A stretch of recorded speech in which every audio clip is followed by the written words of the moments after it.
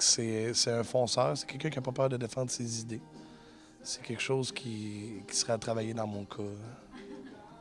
Sonny est d'une générosité qui n'a pas de limite. C'est un gars qui pense beaucoup aux autres. Les prises de bec, mon Dieu. Ça fait longtemps que je n'ai pas entendu ça, mais une prise de bec. C'est plutôt rare pour vrai.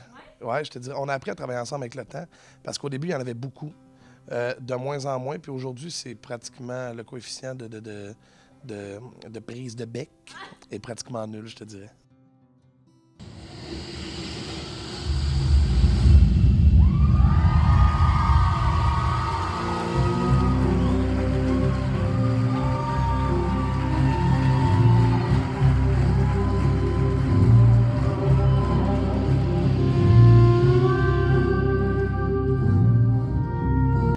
C'est vraiment au troisième extrait là, qu'on a vu une explosion. Puis c'est à partir de ce moment-là aussi que c'est vraiment parti en montant puis que ça n'a jamais arrêté.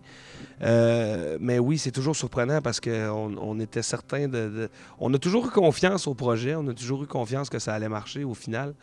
Parce que sinon, on n'aurait peut-être pas investi autant de temps et d'argent dans ça, tu sais. Mais il n'y a jamais rien qui est certain, surtout dans ce domaine-là. C'est difficile, il y a beaucoup d'appelés puis il y a peu d'élus. Donc oui, c'est surprenant, c'est sûr que c'est surprenant.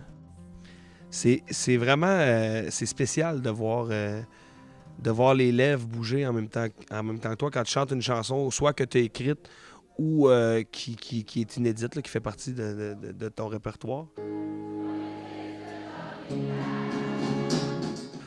Puis c'est bon, on a tendance, tu sais, puis on essaie de ne pas le faire trop souvent, mais on a tendance à arrêter de chanter pour les entendre chanter, mais en même temps, on se dit, ils ont payé pour nous entendre chanter nos chansons, pas pour les chanter eux-mêmes, tu sais, fait que on essaie, mais on peut pas s'empêcher de le faire, et on aime trop ça, entendre chanter les gens. M'aimerais-tu pareil, c'est probablement la chanson de laquelle je suis le plus fier. Je suis le plus fier. Hein? Ben oui, c'est ça. Fait que c'est probablement la chanson de laquelle je suis le plus fier parce que c'est la seule des deux albums qui est entièrement Éric et moi. Il y a Maudite promesse aussi qu'on a écrit, mais qui a été retravaillé par la suite avec notre réalisateur de l'époque. Fait que M'aimerais-tu pareil, c'est la chanson. Puis c'est une des chansons que j'aime le plus jouer en spectacle aussi.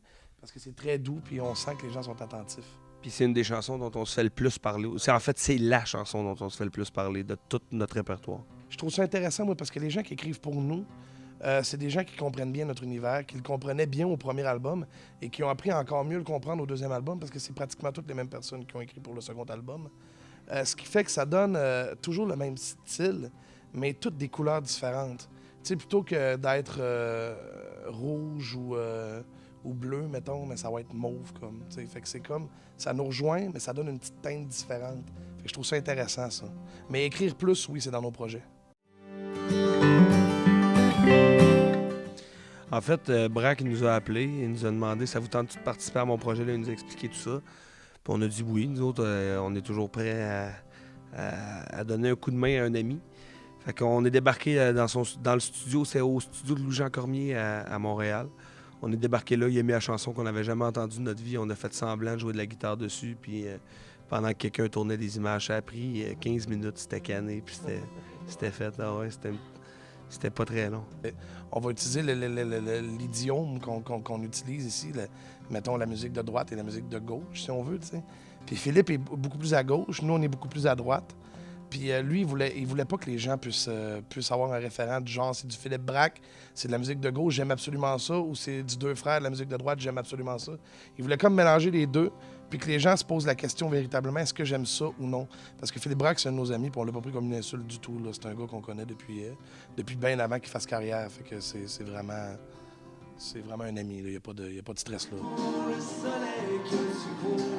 En fait, l'affaire, c'est que dans 10-15 ans, je suis à peu près certain qu'on va encore faire ce métier-là.